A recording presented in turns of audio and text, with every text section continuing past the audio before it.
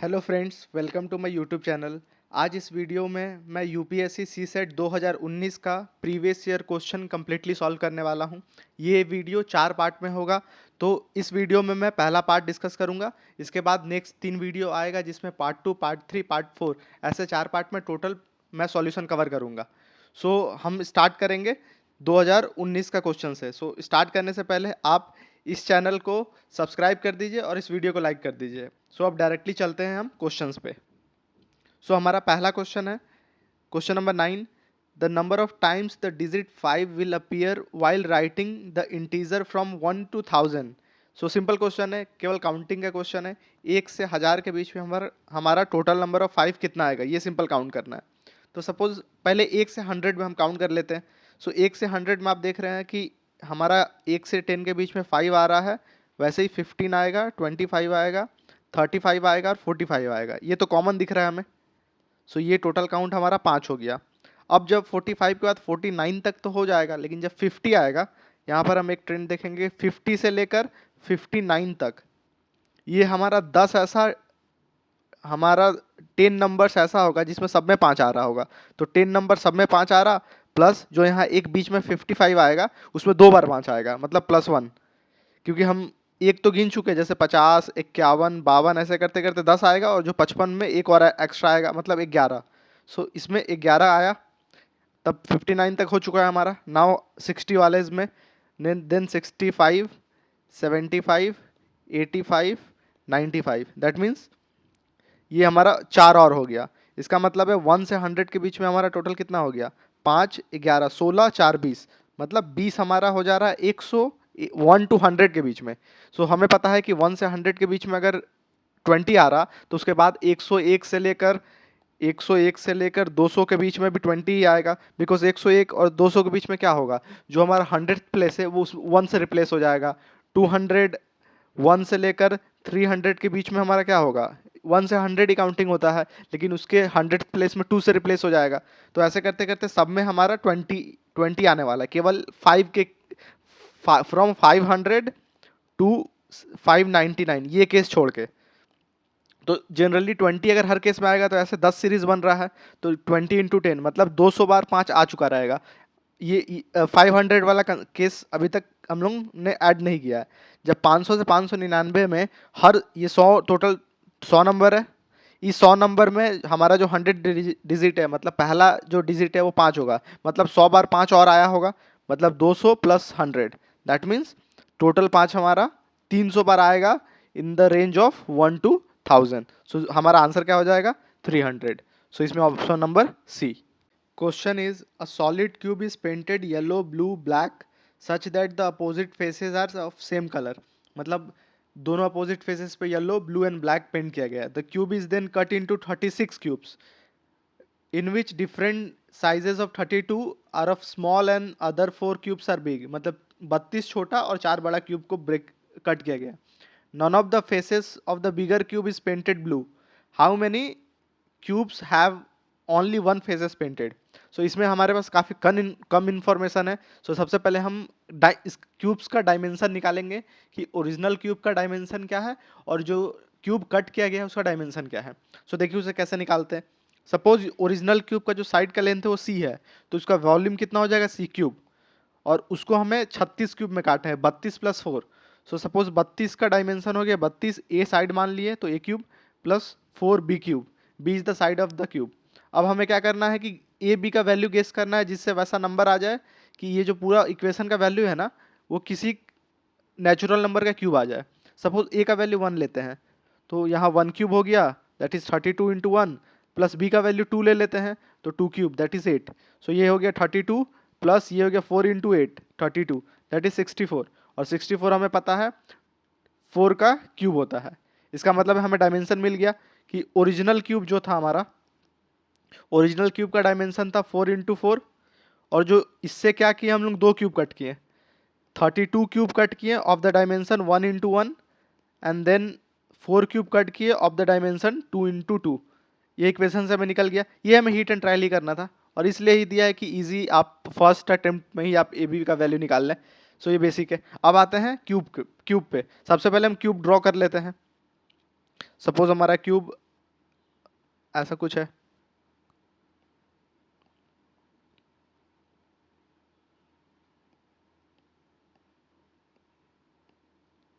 So question एक बार देख लेते हैं। यस, सो क्वेश्चन क्या है कि painted yellow blue and black.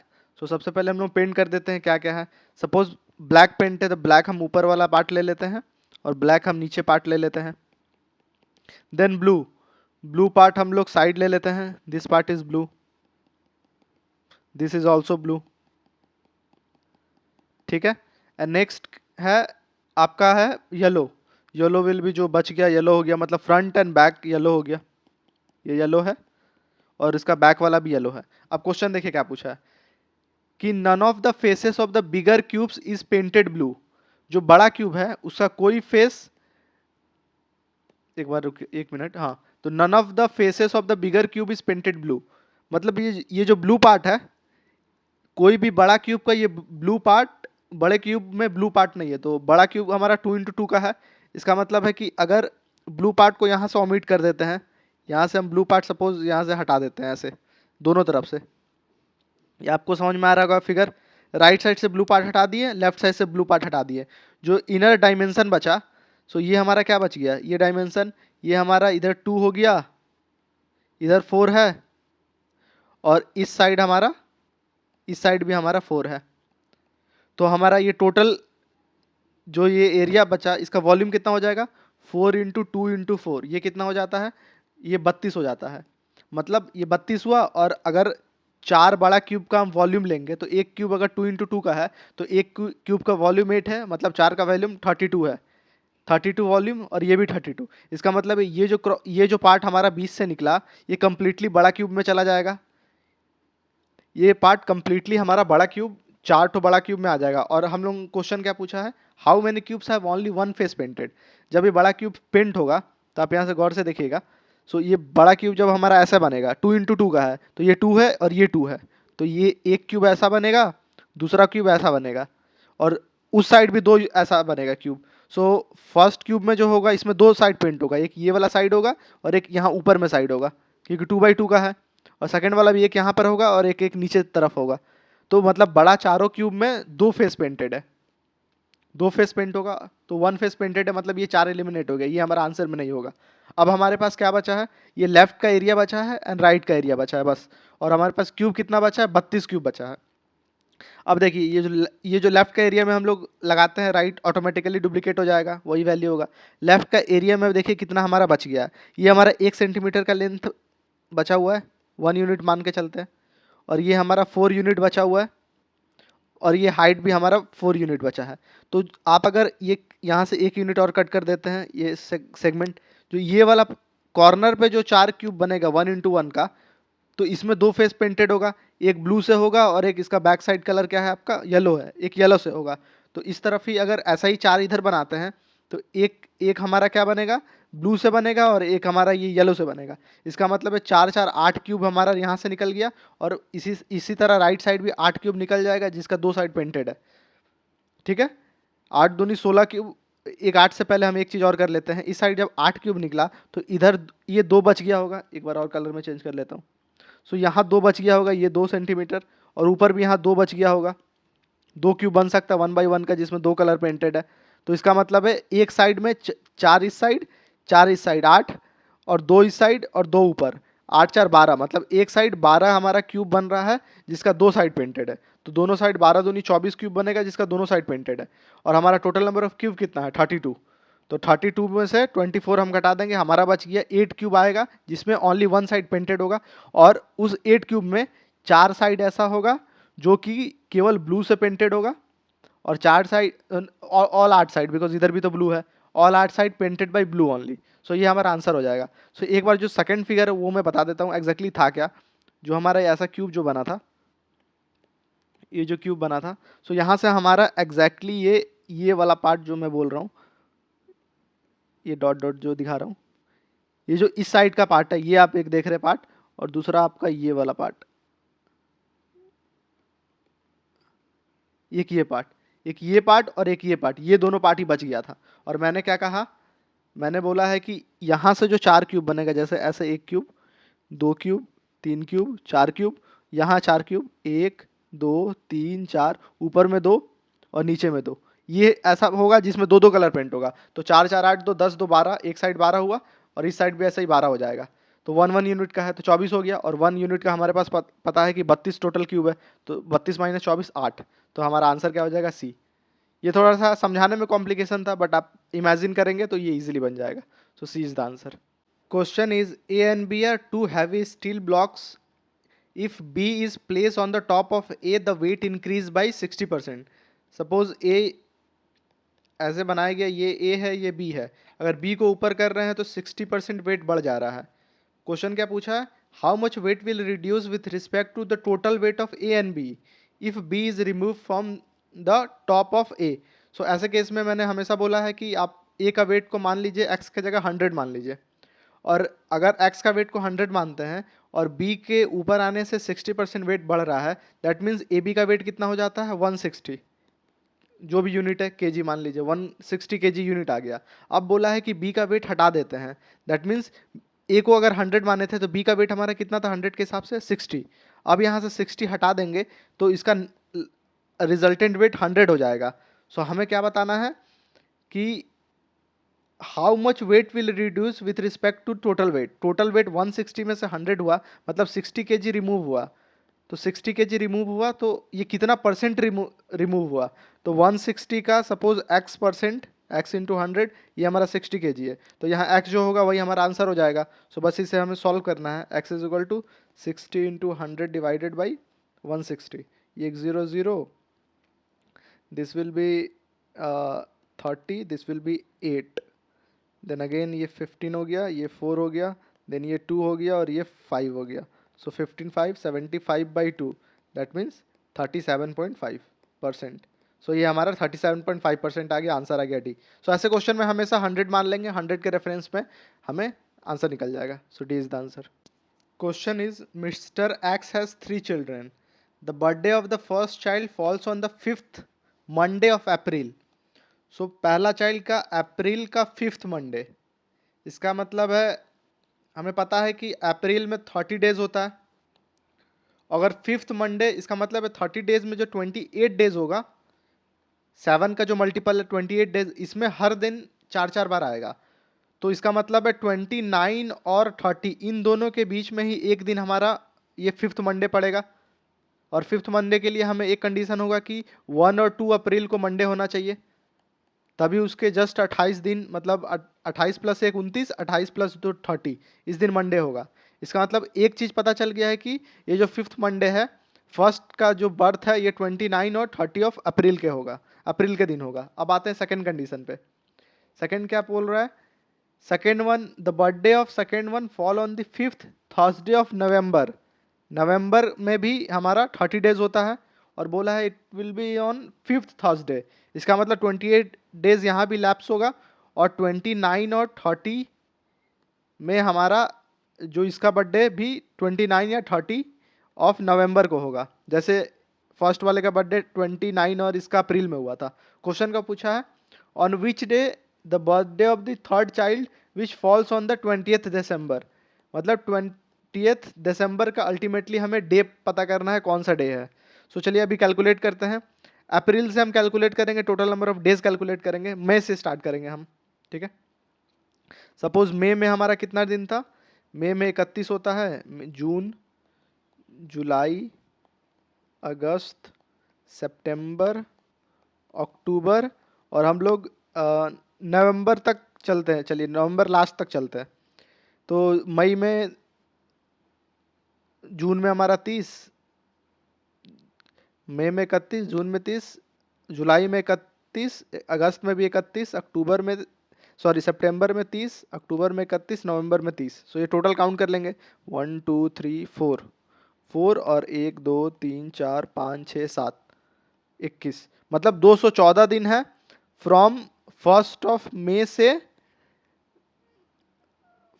मई से हमारा लास्ट 30 ऑफ नवंबर में 214 दिन है। ये हम लोग ने निकाल दिया। तो 1st ऑफ मई का अगर सपोज डे हम लोग x मान ले रहे हैं, कोई भी x डे है 1st ऑफ मई का, तो हमारा 30 ऑफ नवंबर का डे कितना होगा?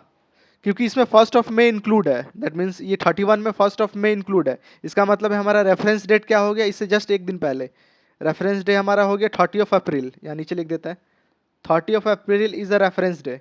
सो 30 अप्रैल का डे हमारा एक्स है, तो 214 को 7 से डिवाइड करेंगे तो 7 या 21, मतलब 4 रिमाइंडर आ रहा है। इसको 7 से डिवाइड करेंगे तो 4 रिमाइंडर आएगा। इसका मतलब है जो 30 नवंबर होगा, 30 नवंबर होगा, वो क्या होगा, जो एक्स डे है x+4 डे होगा। ठीक है, ये हमें क्लियर हो गया, ये दो इक्वेशन से क्लियर हो गया। अब हम ध्यान देते हैं ये वैल्यू पे। 29 और 30 हमारा क्या होगा, मंडे होगा। 29 और 30 हमारा मंडे होना चाहिए, और हमारा 30 नवंबर आ गया है x+4। तो दो पॉसिबिलिटी करते हैं यहाँ पर, दोनों केस ले लेते हैं। सपोज 29 हमारा मंडे हो गया। अगर 29 मंडे हमारा हो गया तो 30 अप्रैल हमारा कितना हो जाएगा, 30 अप्रैल यहीं से लिखते जा रहे हैं, 30 अप्रैल है, ये हमारा हो गया ट्यूसडे। और 30 अप्रैल ट्यूसडे हुआ तो 30 नवंबर कितना हो जाएगा, x+4, मतलब ट्यूसडे हुआ, वेडनेसडे, थर्सडे, फ्राइडे, सैटरडे, ये सैटरडे हो गया। तो 30 नवंबर सैटरडे हो गया, तो 30 नवंबर सैटरडे हुआ तो 29 नवंबर कितना हो जाएगा हमारा, फ्राइडे हो जाएगा। तो 29 और 30 हमारा फ्राइडे सैटरडे हो जा रहा है इस सिचुएशन के हिसाब से। और हमें चाहिए कितना, हमें थर्सडे ही चाहिए। इसका मतलब है 29 नवंबर को जो हम लोगों ने मंडे कंसीडर किया है ये गलत है। तो अब हम क्या करेंगे, 30 नवंबर को मंडे कंसीडर करेंगे। नेक्स्ट केस, अब हम लोग 30 नवंबर को मंडे कंसीडर करते हैं, 30 अप्रैल को मंडे कंसीडर करते हैं। तो एक्स हमारा क्या हो जाएगा, मंडे हो जाएगा। इस हिसाब से हमारा x+4, 30 नवंबर हमारा कितना हो जाएगा, ट्यूसडे, वेडनेसडे, थर्सडे, फ्राइडे, ये फ्राइडे हो गया। अब देखते हैं दो इक्वेशन, 29 और 30 नवंबर हमारा होना चाहिए कितना, थर्सडे। सो अगर हम लोग 30 नवंबर फ्राइडे है तो 29 नवंबर हमारा थर्सडे हो सकता है, मतलब पॉसिबिलिटी आ रहा है यहाँ पर 30 नवंबर थर्सडे आ रहा है। इसका मतलब 30 अप्रैल को अगर हम मंडे ले लेते हैं, यहाँ से देख लेते हैं, अगर 30 अप्रैल को मंडे ले लेते हैं तो 29 नवंबर को हमारा थर्सडे आ जा रहा है। लेकिन अगर 29 अप्रैल को मंडे ले रहे थे तो हमारा ये 29-30 नवंबर कहीं भी थर्सडे नहीं पड़ रहा था, तो सिचुएशन वायलेट हो जा रहा था। तो हमारा मतलब जो वैलिड टेस्ट केस है ये है 30 अप्रैल मंडे एंड 29 नवंबर थर्सडे। हमें निकालना क्या है, 20 दिसंबर निकालना है। तो 29 नवंबर हमारा थर्सडे, तो हमारा 30 नवंबर कितना हो जाएगा, फ्राइडे। सो 30 नवंबर फ्राइडे हो गया। उसके बाद हम दिसंबर में से 20 दिन आगे कर देंगे। सो 20 डिवाइडेड बाई 7, मतलब 7 दूनी 14, हमारा 6 कैरी आ गया। इसका मतलब है फ्राइडे प्लस 6 डेज, फ्राइडे से 6 डे काउंटेड कर लेंगे, क्या हो जाएगा हमारा, Saturday, Sunday, Monday, Tuesday, Thursday, sorry Wednesday, Thursday, Thursday is the answer. So Thursday हमारा बी यहाँ पर है, बी आंसर हो गया। ये थोड़ा सा कैलकुलेशन वाला पार्ट था, हमें बस यही समझना था। यहाँ दो टेस्ट केसेस आपको 29-30 यहाँ पुट करना था कि कौन सा वाला पार्ट मंडे लेते हैं। तो जब हम 29 लिए मंडे, तो 29-30 नवंबर दोनों में से कोई थर्सडे नहीं आ पा रहा है। लेकिन जब हम 30 अप्रैल लिए हैं मंडे, तो हमारा हमारा एग्जैक्टली 29 नवंबर थर्सडे आ जा रहा है। तो हमारा 30 अप्रैल मंडे वाला कंडीशन सेटिस्फाई होगा। उस हिसाब से हम लोगों ने निकाल लिया कि जो 20 दिसंबर है वो हो रहा हमारा थर्सडे, मतलब बी आंसर हो जाएगा। Question is consider the following statements and conclusion. So statement conclusion वाला क्वेश्चन है, तो पहले स्टेटमेंट को डिकोड करेंगे। सम रैट्स आर कैट, तो मान के चलते हैं ये आप रैट का बना लिए, एंड कैट के लिए दूसरा कलर यूज कर लेते हैं, सो दिस वन भी कैट। सो ये जो कॉमन पॉइंट है, this will be some rat are cat. Next है some cats are dog, so some cats are dog. So हमारा पॉसिबिलिटी क्या क्या हो सकता है, सो सपोज हम लोग इसको डॉग के लिए ब्लैक यूज कर लेते हैं। सो सम कैट्स आर डॉग लिखा है, तो एक हमारा पॉसिबिलिटी डॉग के लिए ये हो जाता है, डी फॉर डॉग, ठीक है। और सेकंड पॉसिबिलिटी एक हमारा हो जाएगा, जिसके लिए मैं अलग फिगर ही बना देता हूँ सेकंड केस के लिए। सो फर्स्ट केस हमारा जो ऐसा बना था, जो सेकंड केस हमारा जो बनेगा सम कैट्स आर डॉग, तो ये ऐसा भी बन सकता है। इस केस में भी सम कैट्स आर डॉग है, ये R for rat, C for cat. Next देखते हैं, no dogs is a cow. So no dog is a cow, that means इसके अलावा जितना भी पार्ट है हमारा, डॉग का एक्सक्लूजन के अलावा जितना भी पार्ट है वो काव हो सकता है। दैट मीन्स काउ का हमारा क्या क्या वैल्यू हो सकता है। काउ के लिए हम लोग ग्रीन यूज़ कर लेते हैं। सपोज हम लोग अगर नॉर्मल एक्सक्लूसिव भी बना दें, जैसे बाहर एक ये बना सकते हैं, this one also, this is for cow, जो किसी से मैच नहीं है। और इसी फिगर में एक और केस बना देते हैं, no dog is a cow. तो हम लोग काउ से नॉर्मल इधर भी इंटरेक्शन करा सकते हैं, ये दोनों को मर्ज करके इंटरेक्शन करा सकते हैं, और सिंगल इससे इंटरेक्शन करा सकते हैं। ठीक है, यहाँ भी सेम कर सकते हैं, ये सिंगल इंटरेक्शन, ये दोनों सिंगल इंटरेक्शन, ये डबल इंटरेक्शन। सो जो ग्रीन वाला है वो काउ है। अभी हमारा दो तीन केस बनेगा, बट हम दो ही केस में इसको हम लोग चेक कर लेंगे क्या होगा, केस नंबर 1, केस नंबर 2। अब आते हैं हमारा कंक्लूजन पे। सो कंक्लूजन के लिए, हाँ, अब आते हैं first conclusion, no cow is a cat. तो यहाँ लिखा है no cow is a cat, but अगर हम लोग ये पार्ट देखें, ये पार्ट केस 1 का ही, सो ये क्या है कि ये काउ भी है और कैट भी है, मतलब पहला कंक्लूजन फॉल्स हो गया। सेकेंड आते हैं, no dog is a rat. So no dog is a rat, अगर ये वाला पार्ट हम देख रहे हैं नीचे सेकंड केस पे, फर्स्ट केस पे तो आपको दिख रहा है कि डॉग का कोई भी कंडीशन ले लो, रैट नहीं है, पहला केस तो फुलफिल कर गया। लेकिन सेकंड केस में ये जो पार्ट है, जो मैं बैंगनी कलर से कर रहा हूँ, ये जो पार्ट है, ये क्या है, डॉग भी है और रैट भी है, मतलब ये कंडीशन गलत है। थर्ड आते हैं, सम कैट्स आर रैट्स। ठीक है, इसके लिए पीला यूज करते, सम कैट्स आर रैट्स। तो सपोज अगर हम लोग ये वाला पार्ट ले लेते हैं, फर्स्ट वाले फिगर में ये पार्ट, तो सम कैट्स आर रैट दिख रहा है, और यहाँ भी ये पार्ट ले लेते हैं तो सम कैट्स आर रैट दिख रहा है। इसका मतलब है थर्ड कंक्लूजन सही है। और आप ध्यान से देखें तो थर्ड कंक्लूजन सिंपली जो ये फर्स्ट स्टेटमेंट दिया है ना, इसी का अपोजिट लिखा है, सम रैट्स आर कैट का सम कैट्स आर रैट। तो ये दोनों तो सेम है, क्योंकि एक्स दोनों का कॉमन पार्ट हम लेते हैं। तो सी ओनली 3 स्टेटमेंट यहाँ पर सही है, एक और दो गलत है। सो आंसर हमारा क्या हो जाएगा, सी ओनली 3, ये आंसर हो गया। Question is the number of parallelogram that can be formed for a set of 4 parallel lines intersecting another set of 4 parallel lines. मतलब हमें चार चार पैरेलल लाइंस दिया है, हमें फाइंड करना है टोटल नंबर ऑफ पैरेललोग्राम कितना बन सकता है। सो पैरेललोग्राम क्या होता है, जिसका अपोजिट साइड पैरेलल होता है, पैरेलल एंड इक्वल होता है।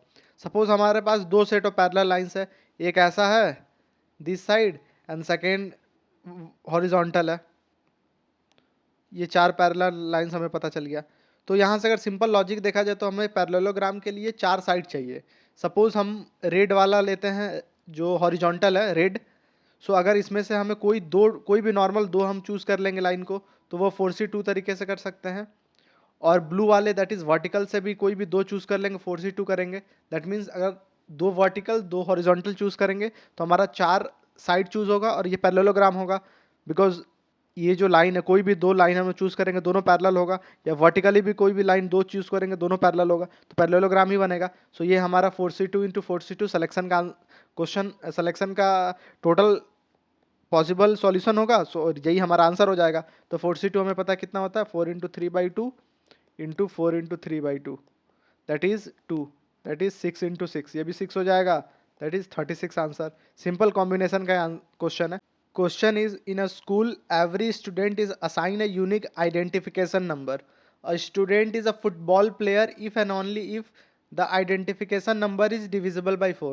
So football के लिए condition क्या है? Identification number is divisible by 4. Whereas the student is cricketer if only if identification number is divisible by 6. So cricket के लिए क्या है? Identification number divisible by 6. If every number from 1 to 100 is assigned to a student, then how many of them play cricket as well as football?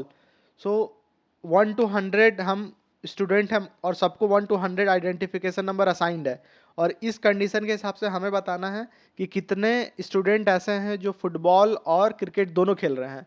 सो ये simple LCM का question है। 4 और 6 का common LCM क्या होगा, दैट मीन्स 12 होगा, और 12 को हम लोग 100 से डिवाइड कर देंगे। 100 डिविजिबल बाई 12 कितना होता है,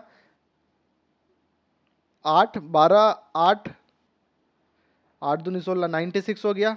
दैट मीन्स 8 हमारा कॉमन आएगा 4 और 6 का, तो हमारा आंसर क्या हो जाएगा, B8। ये सिंपल हमारा एलसीएम का क्वेश्चन था। ऐसे केस में हमेशा इन दोनों का एलसीएम निकालते 12 और 100 में से देख लेते कितने बार एग्जैक्टली डिवाइड हो रहा है। दैट मीन्स 12 नंबर जो होगा 24, 36, 48, 60, आगे और भी लिख देते हैं 72, 84, 96। ये टोटल 8 होगा जो फुटबॉल और क्रिकेट दोनों खेलेंगे। So answer is 8। Question is when a runner was crossing the 12 kilometre walk mark, she was informed that she had completed only 80% of the race. So suppose ये 12 किलोमीटर मार्क है, ये सिर्फ 80% है। So how many kilometre was the runner supposed to run in this event? मतलब अगर 12 kilometre 80% है तो ऐसे निकाल सकते हैं 80% is 12 kilometre, so 1% is equal to 12 by 80 kilometre, so 100% is equal to 12 by 80 into 100। This is in kilometre, इसे हम लोग कट कर देंगे। सो 8 2 और this will B 3 and this will B 5, that means 15। सो हमारा 15 टोटल 15 किलोमीटर का ट्रैक है जो इस इवेंट में वो 15 किलोमीटर रन की होगी, मतलब नेक्स्ट 3 किलोमीटर उसका बचा होगा। ये सिंपल सा क्वेश्चन है। So answer 15, that is B. Question is Raju has 9,000 with him and he wants to buy a mobile handset. So Raju के पास 9,000 रुपया है, उसे मोबाइल खरीदना है इससे, but he finds that he has only 75% of the amount required to buy the handset. मतलब 9,000 क्या है, ओनली 75% है टोटल अमाउंट का, and therefore he borrows 2,000 from the friend. So हम लोग पहले मोबाइल का टोटल अमाउंट निकाल लेंगे। तो 75% अगर 9,000 है तो 1% हमारा हो जाएगा 9,000 बाई 75, और 100% कितना हो जाएगा, दैट मीन्स 9,000 बाई 75 इंटू 100। सो ये हमारा 3 हो गया, this one 4 and this is 3,000 और दिस वन 12,000। मतलब मोबाइल का प्राइस है 12,000। हमारा 12,000 प्राइस निकल गया मोबाइल का। Now he borrows 2,000। So initially उसके पास 9K था और 2K और बोरो कर लिया, मतलब 11,000 उसके पास आ गया, लेकिन मोबाइल का प्राइस है 12,000, अभी भी उसके पास 1,000 कम है। सो ऑप्शंस में आते हैं, Raju still does not have enough amount to buy the handset, तो पहला ऑप्शन ही सही हो गया। नेक्स्ट ऑप्शन भी देख ही लेते क्या है, Raju has exactly the same amount, ये तो गलत है। Raju has enough amount to buy an handset, amount है ही नहीं। इनफ अमाउंट, ये भी गलत है। So A is the correct answer. Question is in 2002 Meenu age was 1/3 of the age of the Meera. So 2002 का देख लेते क्या है, 2002 में सो मीनू का age is 1/3 of the age of Meera. So सबसे पहले मीरा का एज मान लेते हैं हमारा एक्स है, तो मीनू का एज कितना हो जाएगा, 1/3 ऑफ द एक्स, मतलब x/3। नेक्स्ट स्टेटमेंट देखते हैं, where age in 2010 Meenu age was half of the age of the Meera. So 2010 में सिनेरियो क्या होगा, दोनों 8 साल पार हो गया होगा, तो दोनों का एज का सिनेरियो दोनों 8 साल ज़्यादा ले लेंगे। और यहाँ बोला है मीनू का जो एज होगा वो half of the age of the Meera. So ये जो मीनू का एज है ये equal to half of the age of the Meera. Meera का एज x+8 है, तो दिस विल बी x+8/2। सो ये हमारा इक्वेशन आ गया। और क्वेश्चन क्या है, what is the Meenu's year of birth, मतलब एग्जैक्टली हमें x/3 का निकालना है, उससे 2002 माइनस करेंगे। तो पहले यहाँ से x निकाल लेते हैं। सो सिंपल सॉल्व कर रहा हूँ मैं इक्वेशन सॉल्व कर रहा हूँ। This is 24/3 and this is x+8/2। So 2 इधर गया तो 2x plus 48 is equal to 3x plus 24। So x इधर गया तो और 24 से माइनस होगा, that is 24 is equal to 3x। तो x हमारा कितना आ जा रहा है, x हमारा आ जा रहा है, सॉरी यहाँ सिंपल x होगा 2x माइनस एक्स, तो x is equal to 24। x 24 आ गया, तो मीनू का एज कितना हो गया हमारा 2002 में 24/3, दैट इज 8। मतलब मीनू 8 साल की होगी 2002 में, तो इसका डेट ऑफ बर्थ क्या होगा 2002 माइनस 8, दैट इज 1994। मतलब 1994 में मीनू का बर्थ होगा, वही हमें पूछा है। So B is the answer 1994। Question is Rakesh and Rajesh together bought 10 balls and 10 rackets, ठीक है, and Rakesh spend 1300 and Rajesh spend 1500। तो हम लिख लेते हैं राकेश जो है वो 1300 रुपया खर्च किया है और राजेश जो है वो 1500 रुपया खर्च किया है। इन लोगों ने खरीदा क्या है, 10 बॉल्स एंड 10 रैकेट्स, ठीक है। If each racket cost 3 times a ball does, suppose ball का कॉस्ट हम x मान लेते हैं, तो रैकेट का कॉस्ट कितना हो जाएगा 3x। Then what is the price of the racket, मतलब अल्टीमेटली x का वैल्यू निकालना है, तो टोटल हमारा कितना हो गया, 10 बॉल्स खरीदाया है तो 10 इंटू एक्स, एक्स बॉल का वैल्यू है प्लस 10 रैकेट्स, 10 इंटू रैकेट्स का वैल्यू कितना है 3x is equal to, Rakesh और राजेश ने कितना प्राइस दिया है 1300 और 1500, that is 2800, so that is equal to 2800, so ये 10x plus 30x is equal to 2800, so ये 40x हो गया, तो x is equal to 2800 by 40, तो ये 0 क्या, ये 70, दैट मीन्स x का वैल्यू हमारा क्या आ गया 70 आ गया। हमें क्वेश्चन क्या पूछा है, प्राइस ऑफ रैकेट, तो रैकेट का प्राइस 3x है, मतलब 3 into 70 that is 210, so answer हो जाएगा 210, option number C. Question is in a conference out of total 100 participant 70 are Indian, suppose total 100 है, इसमें 70 इंडियन है, if 60 of the total participant are vegetarian, so ये एक case हो गया, यहां से हम ले लेते हैं 60 वेजिटेरियन है, सो हम लोग साथ में लिखते जा रहे हैं 60 vegetarian plus 40 non veg, then which of the following statement are correct, तो 70 इंडियन है प्लस 30 फॉरेनर है, एफ यहां पर लिख दे रहे हैं। अब आगे आते हैं, at least 30 Indian participants are vegetarian, यहाँ एटलीस्ट का बात किया गया है, सपोज हम लोग एक्सट्रीम कंडीशन लेके चलते हैं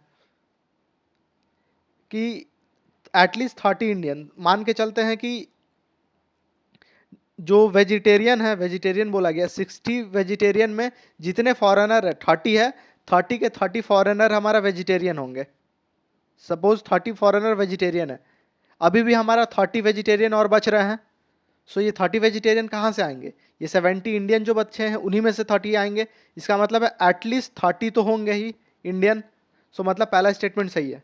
ठीक है, ऐसे केस में एक्सट्रीम कंडीशन लेके चलते हैं। सेकंड कंडीशन है at least 10 Indian participants are non vegetarian, अब नॉन वेज का केस में भी एक्सट्रीम लेते हैं, 40 नॉन वेज है, तो मान के चलते हैं कि जो 30 फॉरेनर है ये सब नॉन वेज खा रहे हैं, ठीक है, तब भी हमारा 10 नॉन वेज अभी अभी भी बचे हैं, और ये 10 नॉन वेज कहाँ से होगा, 30 फॉरेनर तो ले चुके हम लोग, बचा 70 इंडियन, इसमें से 10 आएंगे 10 इंडियन, मतलब एटलीस्ट 10 तो आ ही रहे हैं यहाँ भी, इसका मतलब है सेकंड स्टेटमेंट भी हमारा सही है, सो हमारा आंसर हो जाएगा बोथ 1 एंड 2। सो ऐसे हम लोग एक्सट्रीम कंडीशन लेके ऐसे क्वेश्चन को बनाते हैं। इस क्वेश्चन के साथ सी सेट 2019 PYQ सीरीज का पार्ट 1 कंप्लीट होता है। पार्ट 2, पार्ट 3, पार्ट 4 ऑलरेडी मेरे चैनल पे अवेलेबल है, साथ ही मैं उसका लिंक डिस्क्रिप्शन पे दे देता हूँ, और वीडियो अच्छा लगा हो तो वीडियो को लाइक और चैनल को सब्सक्राइब कीजिए।